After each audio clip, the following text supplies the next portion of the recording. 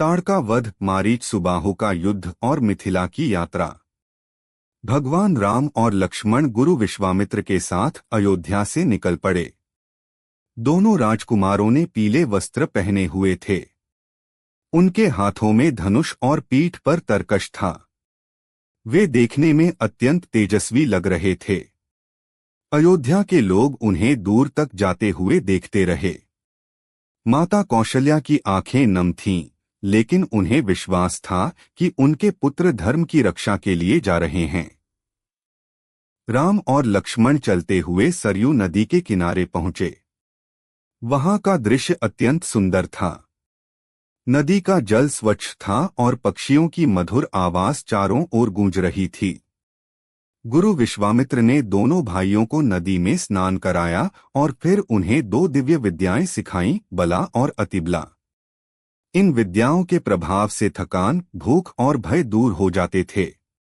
राम और लक्ष्मण ने विनम्रता से उन विद्याओं को ग्रहण किया। गुरु विश्वामित्र उनके व्यवहार से अत्यंत प्रसन्न थे। वे समझ चुके थे कि राम कोई साधारण राजकुमार नहीं, बल्कि स्वयं भगवान विष्णु के अवतार हैं। अगले दिन वे आगे बढ़े।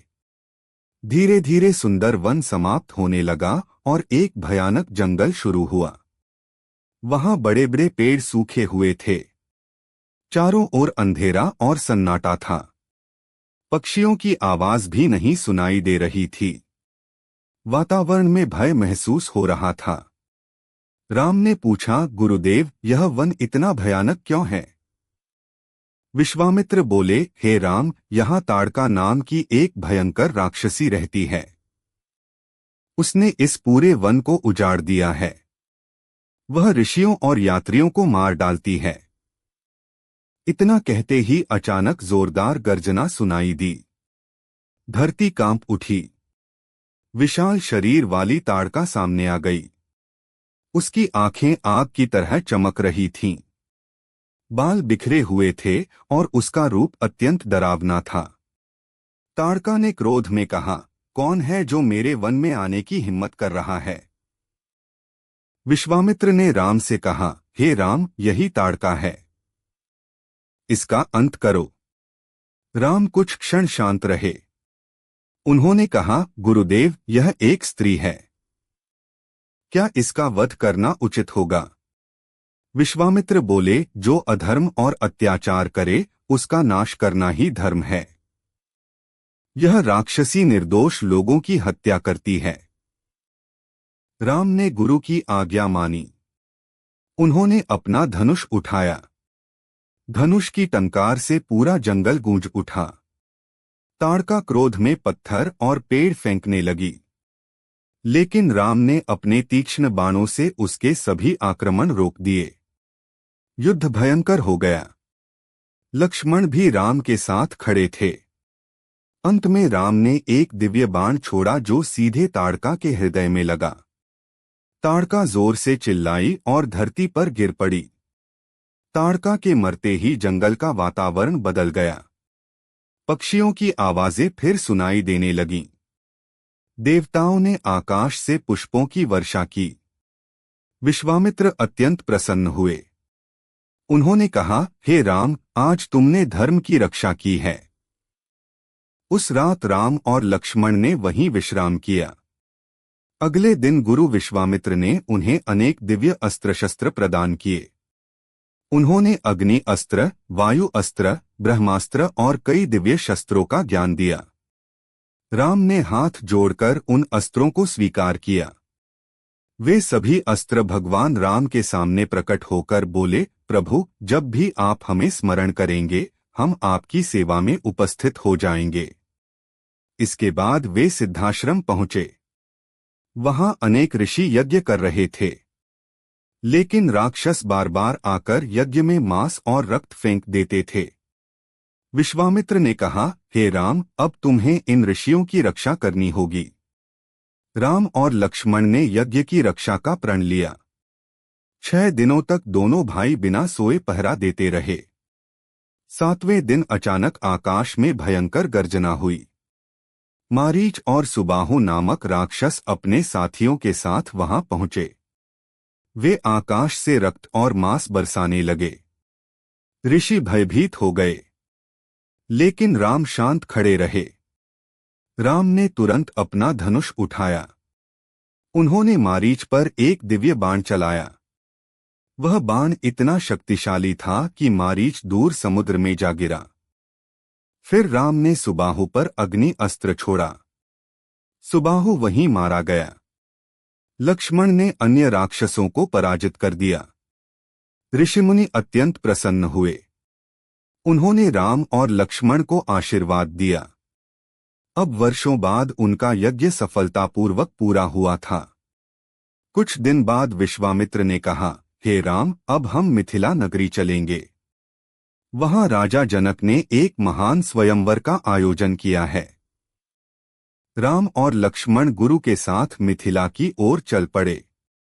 रास्ते में वे एक शांत आश्रम पहुंचे, लेकिन वह आश्रम सुनसान था।